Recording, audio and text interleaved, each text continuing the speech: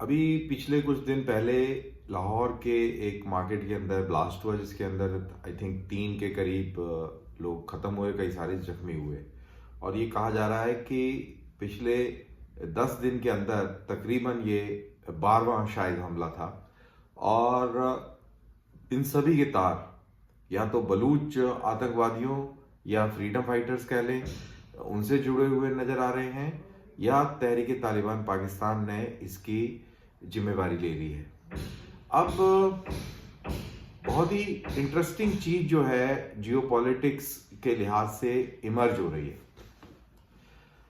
पाकिस्तान के पहले अंदर के हालात डिस्कस कर लेते हैं। अंदरूनी हालात पाकिस्तान के अंदर पॉलिटिकल इंस्टेबिलिटी है, इकोनॉमिक क्राइसिस है, लोन्स का दबाव बहुत बेशुमार है। चाइनीज का सीपीईसी सीपैक तकरीबन ठप पड़ा हुआ है, और दासू के अंदर जो तहरीक तालिबान का हमला हुआ था जिसमें चाइनीज वर्कर मारे गए थे, उसमें भी 1.19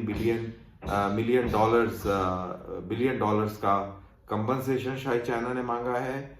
और उसके अलावा डूरेंट लाइन के ऊपर अफगानियों के साथ में तनातनी है। उसके वीडियोस हमने देखे कि डूरेंट लाइन की तारें कैसे अफगानी तालिबान हटा रहे हैं और पाकिस्तानियों को धमकी भी दे रहे हैं। और फिर पाकिस्तान के जो फॉरेन मिनिस्टर हैं शाह महमूद कुरैशी, उन्होंने ये कहा कि ये सारे मसले जो हैं बातचीत से सुलझा लिए जाएंगे।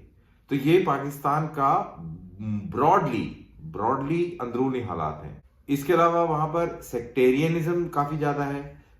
बलूच, सिंधी और पख्तून और पंजाबियों के बीच में एक अलग किस्म का टेंशन है। पाकिस्तान आर्मी के जो चीफ हैं वो अपनी एक्सटेंशन कराना चाहते हैं एक बार फिर, जिसकी वजह से जो बाकी जो जर्नैल हैं फौज में वो नाखुश हैं। तो एक फौज के अंदर भी थोड़ा सा डिसकंटेनमेंट है। और क्योंकि इकोनॉमी डाउन हो रही है, बेरोजगारी बहुत ज्यादा है, और इसी तरीके के हालात पाकिस्तान के अंदर मौजूद हैं। अब अफगानिस्तान के अंदर आ जाएं। अफगानिस्तान के अंदर तहरीके अफगानिस्तान तालिबान के लोग काबिज जरूर हो गए हैं, लेकिन सरकार चलाना बहुत मुश्किल हो गया है, क्योंकि उनके जितने अफगान सरकार के जो फंड्स थे वो सारे के सारे सीज्ड हैं बाय अमेरिका, और वो रिलीज नहीं कर रहा है। वहाँ भी डिफरेंट एथनिसिटीज के अंदर कशमकश है, टेंशन है, और वहाँ भी स्टेबिलिटी का नाम नहीं है, भुखमरी है। और दुनिया से वो हाथ जोड़कर इमदाद मांग रहे हैं, लेकिन कोई इमदाद उस तरीके से देने को तैयार नहीं है। फिर आप ईरान में आ जाइए। ईरान के अंदर स्टेबिलिटी है। ईरान के अंदर अमेरिका के साथ में दुश्मनी और ज्यादा बढ़ती चली जा रही है, क्योंकि न्यूक्लियर डील को लेकर कोई वहां पर कॉमन ग्राउंड अब नजर नहीं आ रहा है। क्योंकि डोनाल्ड ट्रंप ने, आपको याद हो कि न्यूक्लियर डील से उन्होंने अपना रास्ता अलग निकाल लिया था, जिससे कि ईरान काफी दुखी था, और अब ईरान जो है उनके काबू में नहीं आ रहा है। साथ ही पूरा मिडिल ईस्ट जो है, दैट इज अरेबियन पेनिनसुला, ये एक साथ हो गया है, और ये इजराइल के साथ में बेहतरीन रिलेशनशिप चाहता है। और अरेबियन पेनिनसुला की बात करें तो खास तौर से सऊदी अरेबिया और यूएई, ये यमन के साथ इनकी तनातनी है। 2 दिन पहले ही एक ड्रोन हमले में अबू धाबी के अंदर 2 हिंदुस्तानी और 1 पाकिस्तानी लेबर मारे गए। तो एक इशू अलग है। और कतर जो यहाँ पर है, इसकी नजदीकियां जो है वो ईरान और तुर्की और पाकिस्तान के साथ बढ़ी हुई नजर आ रही हैं। तो एक अलग एंगल है। अब इंडिया की बात कर लें। इंडिया इकोनॉमिकली स्टेबल है, इकोनॉमिकली प्रोग्रेसिव है, पॉलिटिकली स्टेबल है। बेरोजगारी अभी काबू में नहीं आई है। सोशल टेंशंस बरकरार हैं। That is Hindu Muslim divide काफी स्ट्रांग है।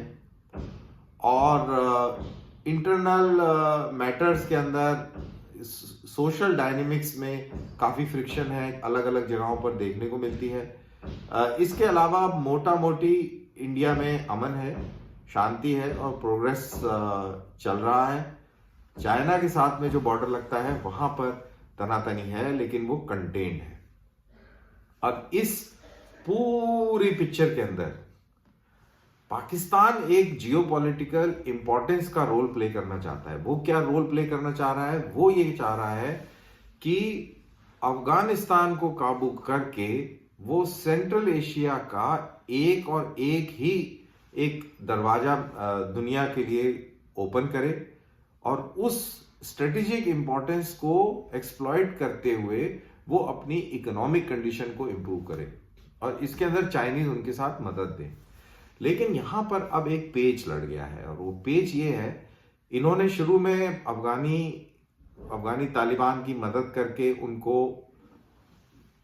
उनकी सरकार बनवा दी। आईएसआई और पाकिस्तानी फौज ने तालिबानियों के साथ में उनकी लॉजिस्टिक्स प्लान करी, उनके ऑपरेशंस प्लान करे, उनकी इंटेलिजेंस उनको प्रोवाइड कराई, ये सब पूरी मदद करी और वो काबुल पे काबिज भी हो गए। 15 अगस्त पिछले साल को वो काबुल में घुस गए थे। तो उनको लगा कि अब क्योंकि ये एक हमारा ही एक प्रोविंस हो गया, स्टेट बन गया है, तो अब हम जैसे चाहेंगे वैसे कर लेंगे और हमारा जो जियोपॉलिटिकल एम है वो एम है कि पूरे सेंट्रल एशिया की खिड़की और दरवाजे पाकिस्तान की तरफ से खुले और जो बहुत बड़ा जो नेचुरल रिसोर्सेज का जखीरा है सेंट्रल एशिया में, उसके जो इंपोर्ट एक्सपोर्ट है उसके ऊपर खूब रॉयल्टी कमाई जाए और अपने मुल्क को खुशहाल बनाया जाए। ये उनका मंसूबा था। लेकिन जो अफगानी तालिबान है ये पाकिस्तानियों की मदद से वहां आ तो गए, लेकिन इन्होंने पाकिस्तान की लाइन को टो करना छोड़ दिया है। इनको सेल्फ प्राइड महसूस हो रही है। इनको ये लग रहा है कि अगर ये लेजिटिमेसी नहीं गेन करेंगे, अगर आवाम की नजरों में नहीं उतरेंगे ये, तब तक ये इस मुल्क पर राज नहीं कर पाएंगे, डंडे के जोर पे ज्यादा राज नहीं कर पाएंगे। तो अफगानिस्तान के अंदर बहुत सारे डेमोन्स्ट्रेशंस हो रहे हैं अगेंस्ट तालिबान। वहां के लोग तालिबान से खुश नहीं है, इसलिए खुश नहीं है कि वो उनको पाकिस्तानी पपेट मानते हैं।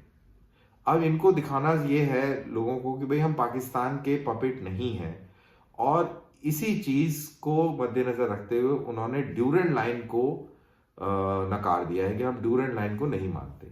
और ड्यूरेंट लाइन, क्योंकि आप ये मेरा प्रोग्राम देख रहे हैं, आपको इंटरेस्ट है इन चीजों में, तो आपको मालूम होगा कि ड्यूरेंट लाइन अंग्रेजों के साथ में एक मुआहदा हुआ था अफगानी राजा का, जिसके तहत ये एक लाइन बना दी गई थी और डिवाइड कर दिया गया था पख्तून इलाका between Afghanistan and British India.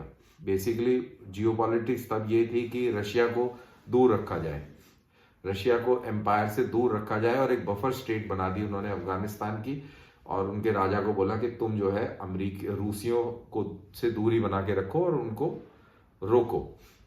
और अंग्रेजों ने अपना यहाँ पे कंसोलिडेशन कर लिया। और 1947 में जब आपको एक नया मुल्क मिल गया खैरात में, तो आपने इसी लाइन को तस्लीम कर दिया, बॉर्डर को। लेकिन अफगानियों ने कभी पाकिस्तान को तस्लीम नहीं किया। पख्तून कभी भी पूरी तरह पाकिस्तान का नहीं हुआ और अब फिर पख्तून नेशनलिज्म उभर रहा है और तालिबान जो है वो ड्यूरेंट लाइन को नकार के और ये बता रहा है कि पूरा जो पख्तून नेशन है वो एक है, आप इसको डिवाइड ना करें, इससे ट्राइब्स के अंदर घरों में गांवों में दरार ना डालें और हम इसको नहीं मानेंगे। और उसके चलते काफी तनातनी भी है। अब एज अ रिजल्ट ये हुआ कि अब पाकिस्तान की जो वैल्यू है काबुल के अंदर वो बिल्कुल जीरो है। तालिबान की मजबूरी है कि वो पाकिस्तान के साथ खड़ा होना दिखना नहीं चाहती, आवाम पाकिस्तान को बिल्कुल पसंद नहीं करते और इंडिया जो है वो चहेता है अफगानियों का। उनको पता है कि इंडियंस अच्छे लोग हैं और इंडिया बिल्कुल चाह रहा है कि वो गेहूं भी प्रदान करे, दवाइयां भी दे इस हालात में जब वहाँ अफगानिस्तान में भुखमरी और बीमारी फैली हुई है।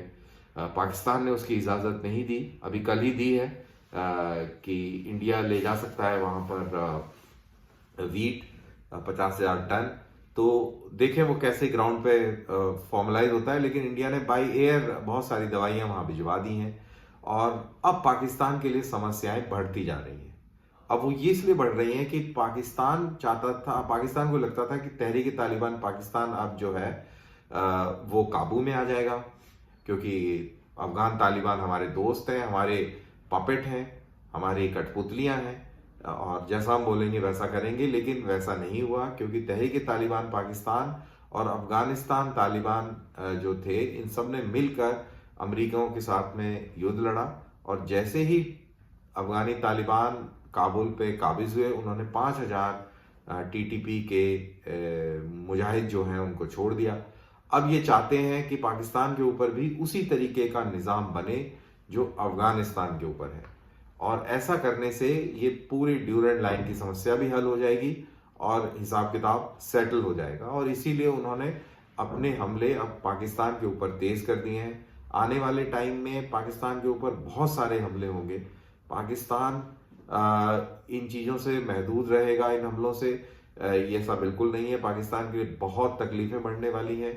और मैं शुरू से कहते आ रहा हूँ कि तालिबान अफगानिस्तान के अंदर वो पुराने तालिबान नहीं है। ये तालिबान अपने आप को इंडिपेंडेंट रखना पसंद करेंगे, और वैसा ही हो रहा है। और ये देखिएगा आने वाले समय के अंदर कि इतनी जबरदस्त आतंकवाद पाकिस्तान के अंदर फैलेगा। ये पख्तून नेशनलिज्म और तहरीक तालिबान पाकिस्तान, इनको मिलाकर पाकिस्तान के अंदर आने वाला समय बहुत ही टेंशन भरा और बहुत ही डिमांडिंग होगा। लेट्स सी ये इसको कैसे हैंडल करते हैं। Thanks for watching. जय हिंद।